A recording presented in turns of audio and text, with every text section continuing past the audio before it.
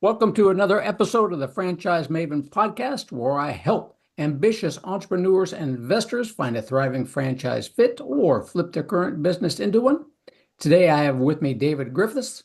David is a powerhouse in the world of digital creation and content strategy. But not only that, David is also a celebrated gospel recording artist, fantastic, and educator. Can't beat that. David, thank you very much for being on the show today and welcome. Thank you so much. Thank you so much for having me, and I'm excited to have an engaging conversation with you and your audience. Yeah, we shall today, David. So why don't we start at the beginning? What inspired you to start your company? Well, quite honestly, I went through a lot of investment and research in trying to figure out how social media works. And so once I cracked the code, I thought to myself, I've been blessed with this opportunity to help someone like myself years ago not hit their head against the wall and go through so much to figure out how to do it. It is a big challenge for us entrepreneurs out there to figure out just where to start, where to go, and all that good stuff. So, what are the main services that you offer to folks? Um, I mainly try to coach people and to understand, first of all, getting clarity on what it is that our objective is. And for that, many people overlook that part.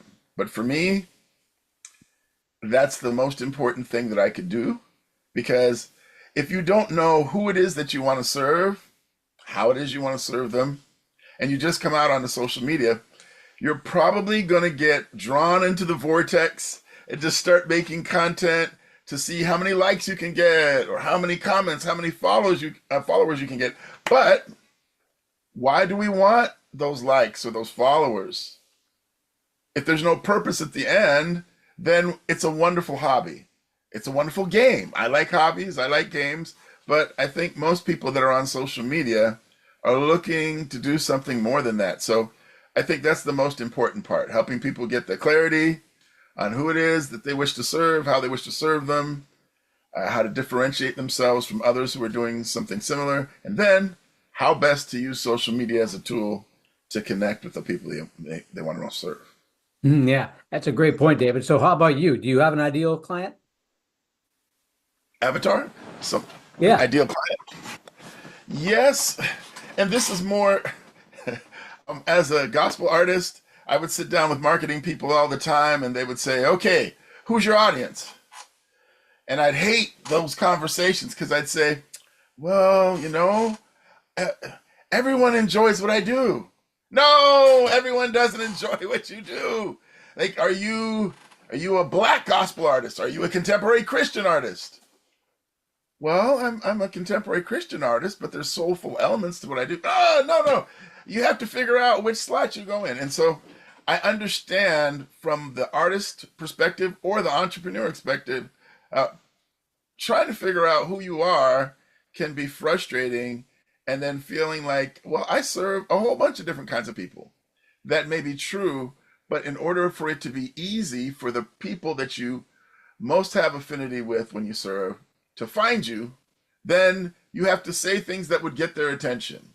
And you have to say things consistently that would help the algorithm to get your content to the people who would most be interested in your help. So I found that tech challenged people and mature people are those that are most drawn to me and faith-based entrepreneurs. This is true. Us mature people haven't grown up with anything in the internet like that. We're at a loss as where do we start? Oh, absolutely. I did an interview with a young man last week, and he has a great community to help people with learning how to do Instagram. And I have a nephew who's also an entrepreneur, and my nephew, I think, would enjoy a community like what this gentleman has because he's doing all the latest trends and tricks, and it's a lot of fun. But what I realized when I started teaching the people who were drawn to me, these mature, often tech challenged individuals, is they had developed expertise, say, in counseling or expertise in some particular area. So they were very valuable to the people they served. But as you said, they didn't grow up using TikTok or Snapchat or Instagram. And so they had no clue on what to do. And because of that, they were lost. And when people who haven't had that experience try to teach them, they go way too fast. They give them too challenging of tasks to do. And when I say challenging, not a challenge as in they could never do it, but challenges it doesn't make sense to learn that level of complexity because you just need to figure out how to get your message out in a way that people will connect with. You don't need to figure out how to do all these other different things. And so that's how I find that I differentiate myself is that I simplify things so people don't get overwhelmed. Makes sense, David. And you've been doing it for now over 13 years? Well, no, I have been, when the pandemic happened, that's when I really shifted my focus onto content creation. I also got long COVID, which helped me completely shift that direction. I also am a musician and I was teaching at a university and in middle school. But when I got COVID and it became long COVID, then I had to resign. And it was just after I had started my business. What were you teaching? I'm general music and chorus, Oh, cool. and then I was teaching vocal performance at the university. Oh, right on. Right on. So what challenges did you face going through and getting the YouTube thing and all that going? Wow. Well, yeah, the 13 years of being on YouTube and only having like a little over 100 followers. Like I did a live recording in 2012 with, professional videos and it was a DVD and so I'd put videos on, but that didn't make a lot of people follow. And I tried all these different things, but I never got a coach who had already gotten results on YouTube. And Oh, so what I had learned in this journey is that there are certain platforms where it's easier for you to get going. And one such platform is TikTok. At least originally when I got on TikTok, Gary Vaynerchuk, very successful entrepreneur and author, he said the best place for organic growth for a business is TikTok.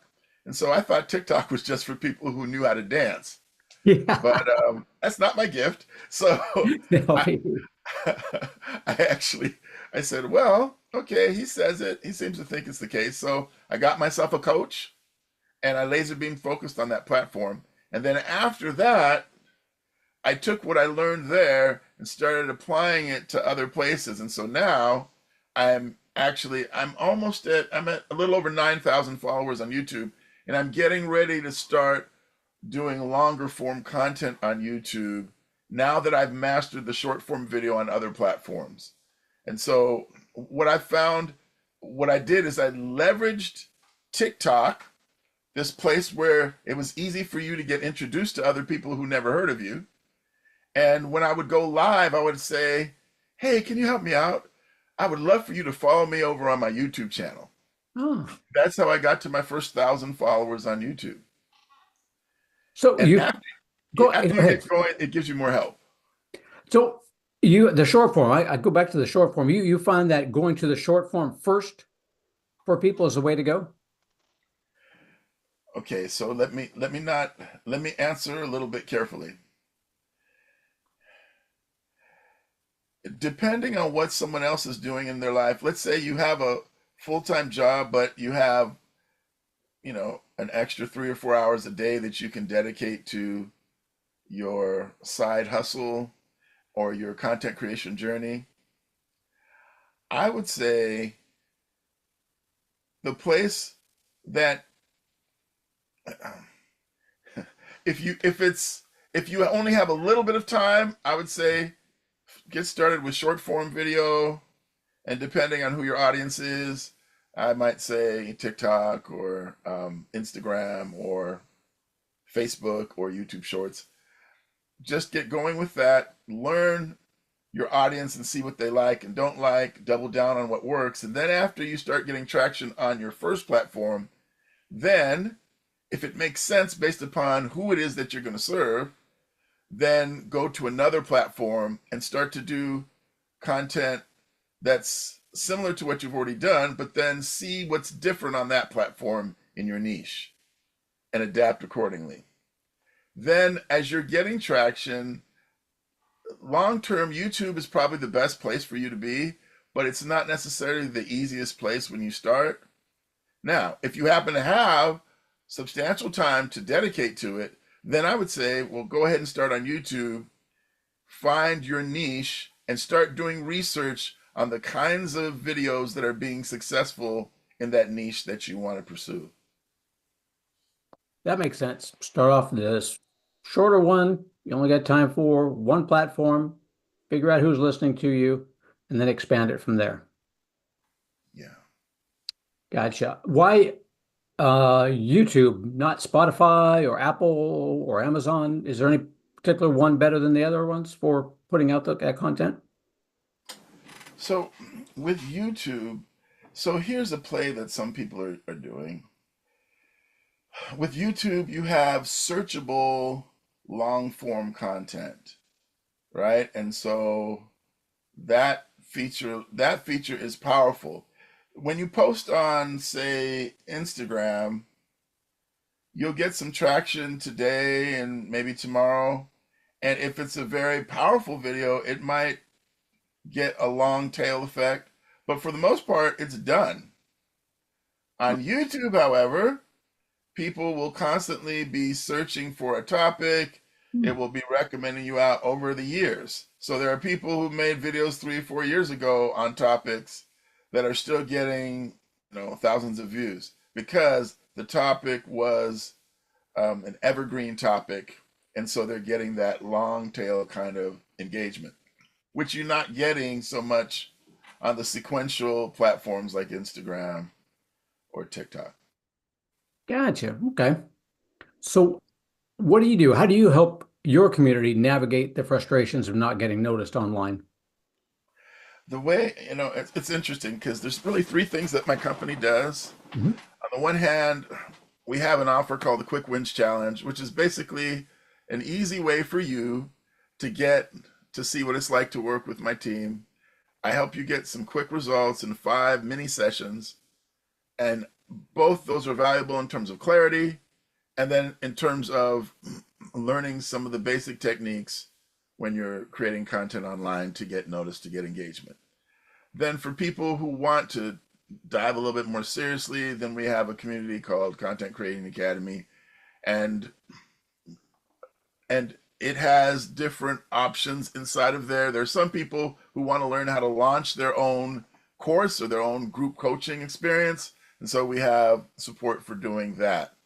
Then there are some businesses where we support them with their social media. So those are the three ways that the company serves currently. Do you feel that the personalized step-by-step guidance is the way to go for everybody? Yeah, so I have this would be what I would say. Mhm. I have been in many communities. I've invested over $100,000 in this journey of trying to understand how to be an entrepreneur, how to be successful online with content creation, how to learn how to do YouTube, how to learn how to do different things. And what I've determined from the different programs I've been in is if you can get a Q&A session and there's a small enough number of people that, what you're dealing with gets answered, then you can do well in a group context. But probably initially it would be well for you, even if it's a mini session, to get some clarity one-on-one. And oftentimes for us on the other end, so if I'm doing one to many, then I can help, 50 people at a time. But if I'm doing one-on-one, it's going to be a lot smaller number. And so what I like to do is I like to create a context that gives some Q&A time, some individualized time, as well as group teaching to kind of have the best of both worlds. But I recommend people start off with the Quick Wins Challenge so that you can get clarity. Because remember, I said at the beginning, that clarity piece is so important. And there's something else I'd like to share that doesn't often get said.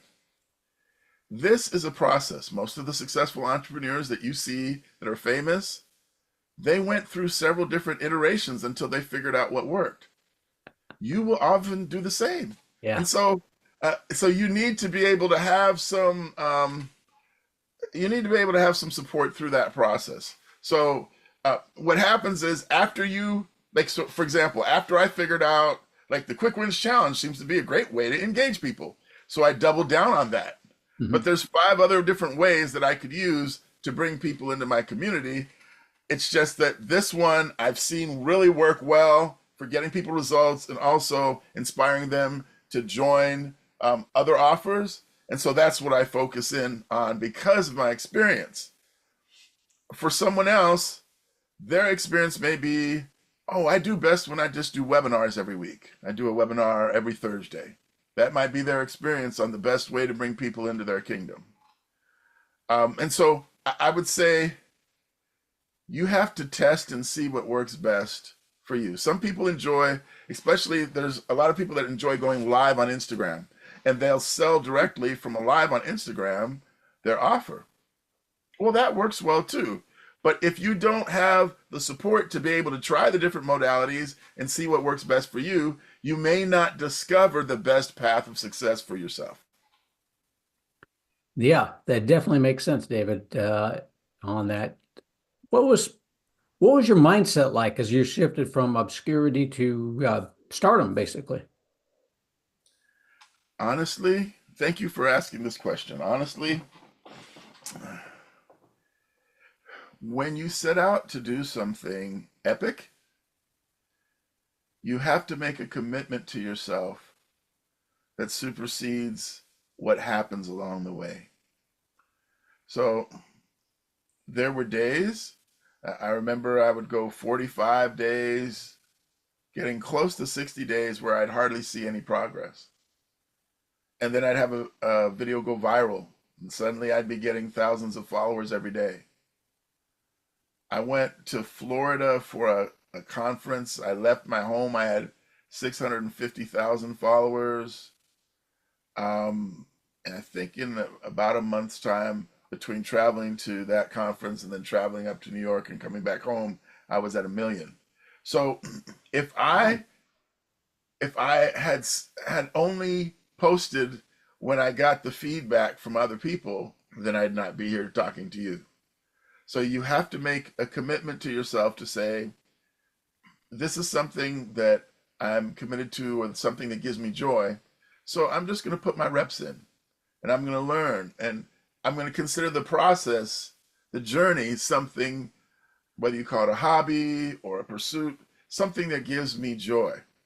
Because when you treat it like that, then you can let go of a lot of the anxiety around the journey and whatever it is, if it's not, someone said what's not working for you is working on you, you're becoming a better person. I'm so much more resourceful now than I was 3 or 4 years ago. I have so much more wisdom. I have so much more I can offer you or anyone else that I help because of what I've gone through.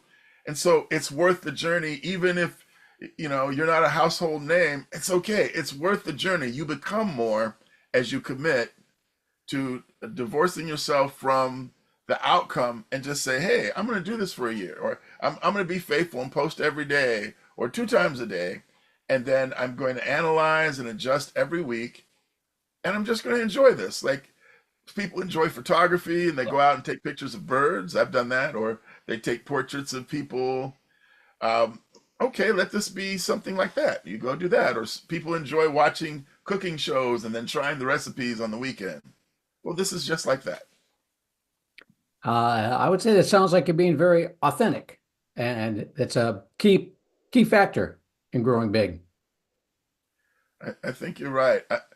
I I've I've watched a lot of younger creators who over the last 5 years I've seen some of them like fizzle out. One of them, and I admire her because she's brilliant. I always get great value from her, but she took a year off because she got burned out.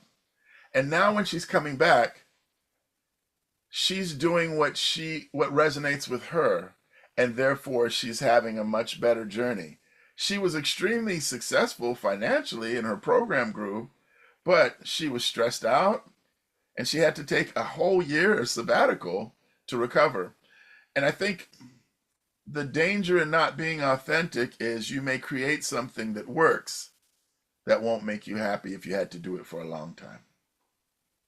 This is true. You want to wake up every morning and just looking forward to what you're doing every day, and it's never work when you're having fun with it, helping others There you go.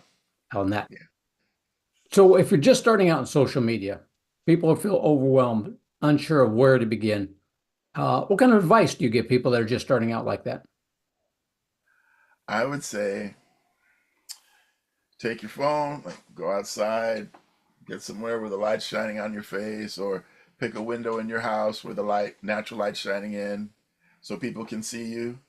Pick up your phone and say, "Hey family, I'm trying to get to know the people here online and I'd love to know something about you. What's your favorite color? I'll go first." And you share what your favorite color is. Little things like that. I thought to myself when I started, I'm going to do things like that to engage the people who do follow me, to have conversations about what food we like, what's your favorite dessert, what's your favorite place to travel, in a general sense, like you would have a conversation with a regular friend. Because by doing that, it allows you start to create community. People start answering. You start to recognize the people who like to comment more often than others. And by doing something simple like that, you don't have to create a script for that, right? You can just talk about something you're excited about. Hey family, what's your favorite book that you've read? I'll go first. I really like Tiny Habits. Da, da, da. Here's why. Let me know what your favorite one is in the comments. Something simple like that. This, I believe, is a great way to start. It's fun, it's not stressful, and you'll connect with people with similar interests. Very good point. And being very authentic at the same time. We're just having conversations. We're just talking with each other, making friends. Absolutely. Are you still doing the gospel recording? I am, as I That's funny that you should ask that. As I have an event I'm doing a Vesper. It's like a mini concert and a talk in about 2 weeks. I will be doing more of it in 2025, but I had to focus in. I like to laser beam focus on one thing, get everything going, get some help at running it, and then go do something else. And so I'm looking to be able to go back to doing another live recording in 2025. So that's a big balance. You got the family, you got the digital creation, and you got the gospel recording. Keeps you kind of busy. Yes, which is why, like I was just sharing, this is why, like right now, I'm just focused in on, of course, loving my family and focused in on organizing my business and bringing more people into the community aspect, and then getting some other people to help me with the administrative part. Getting help from others who enjoy doing things you don't do. That's very important. Yes, that's it. Absolutely. Yeah, as entrepreneurs, we need to figure out what we like doing best and do that, and then do everything to begin with. But those things you don't like doing or not too good at, then you go to people like David and say, David, I don't want to do this. You do it. There we go. That's it. David, is there anything that I should have asked you that I haven't asked you yet? Well, that's funny. I would say this. Um, this is the question that question. What do most people forget to do that causes their content to go unnoticed? What do most people forget to do that causes their content to go unnoticed? So I would like to share two things. Mhm. Okay, the first one is you don't get folks' attention. So as I understand it, there's over 8 billion people in the world, and 5 billion of them are online. So it means that when it comes to getting people's attention, we are competing with more people than we ever imagined that we would. And so when you put a post online, if you do not say something or do something visibly or auditorily that grabs my attention, most likely I'm going to ignore what you did because someone else is going to do something outrageous or something clever or something scary or something exciting or something emotional that will get my attention. So you need to do what we call a hook. You just need to get someone's attention. It might be, hey, wait, don't scroll. Something as simple as that. Or like, hey, just something to interrupt and get their attention before you say what else it is that you're going to say. So I would say that's really, really important. And then the second one is ask people to do something after they watch your video. I Oh, remember I was watching this wonderful young lady. I think she may not have been a professional model, but she had this little um, gimmick or whatever shtick that she was doing where she would like say the same phrase every time, and then she would try on different clothes and get people's feedback. And she was getting lots of views on her content. But when I watched the interview that she was on, I thought to myself, oh, I wish she were my client because I would say, ask people to do something at the end of your video. She was having like hundreds of thousands of views, but she didn't have as many followers as I would have imagined. Well, that's because she never asked people to follow. You ah, actually have to ask people to do something. Like I because of my upbringing, I often just felt like, oh, the right people will decide to follow you, or the right people will yeah. decide to, But actually, if you make content and it's great, and then someone else makes content and it's similarly great, but the other person at the end says, hey, you want more of this? Please follow. That other person is going to get more people to follow them because they actually asked. Interesting.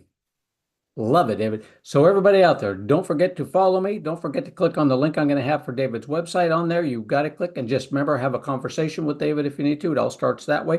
Don't forget to click. Don't forget to like. Please add comments to my video. David, where can they find you if they like some more information? Well, if they would like some more information, they can follow me on my social media accounts.